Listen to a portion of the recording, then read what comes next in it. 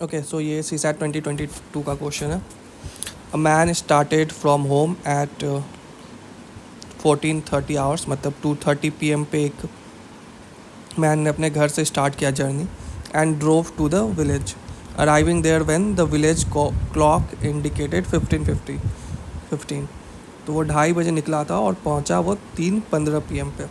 पहुंचा नहीं, मतलब वो वहाँ जो विलेज का क्लॉक था वो ये टाइम शो कर रहा था.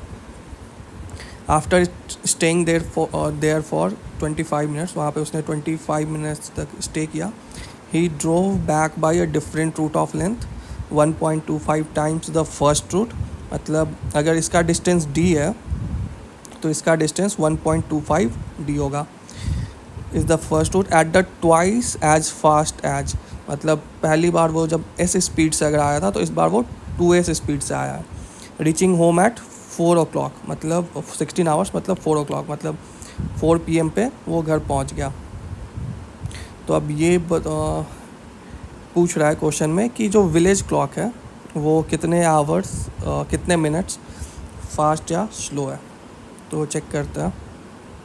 तो इसके लिए सबसे पहले हम ये करेंगे कि चूँकि ये क्लॉक सही नहीं है तो हम एग्जैक्ट टाइम कैलकुलेट नहीं कर सकते हैं डायरेक्टली. तो हम इस क्लॉक को लेंगे डायरेक्ट, क्योंकि ये क्लॉक के रेफरेंस पे हम चेक कर रहे हैं. तो इस क्लॉक के अकॉर्डिंग उसने पूरे जर्नी में 90 मिनट्स लिया है. टोटल टाइम 1.5 घंटे का है, 2.5 से 4, जो कि 90 मिनट्स है. ठीक है.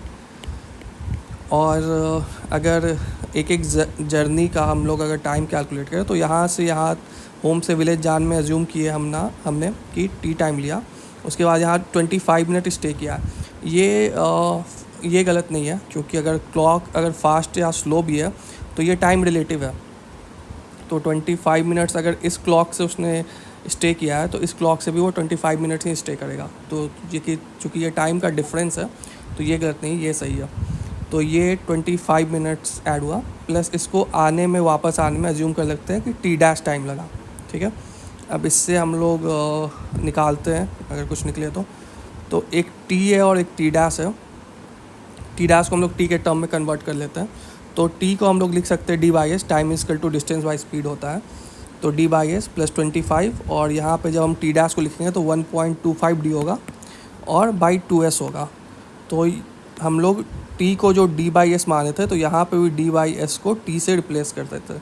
तो ये d/s T हो गया, ये 1.25/2 d/s 1.25/2 T हो गया, और ये +25 इसको ऐड करेंगे तो इतना आएगा.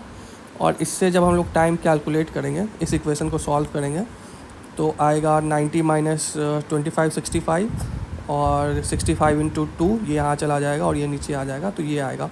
इसको अगर सॉल्व करें तो 325 इंटू 100, 25 4, 25 13, 13 5, ये आ रहा है 40 minutes.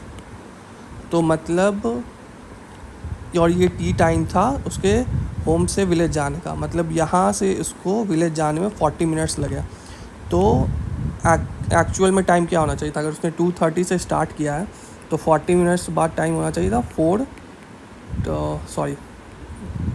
3:10 PM, 40 minutes. But village clock क्या दिखा रहा है? 3:15 PM दिखा रहा है. मतलब विलेज क्लॉक 5 मिनट फास्ट है, वो 5 मिनट आगे ही दिखा रहा है. तो इसलिए इसका आंसर डी हो जाएगा.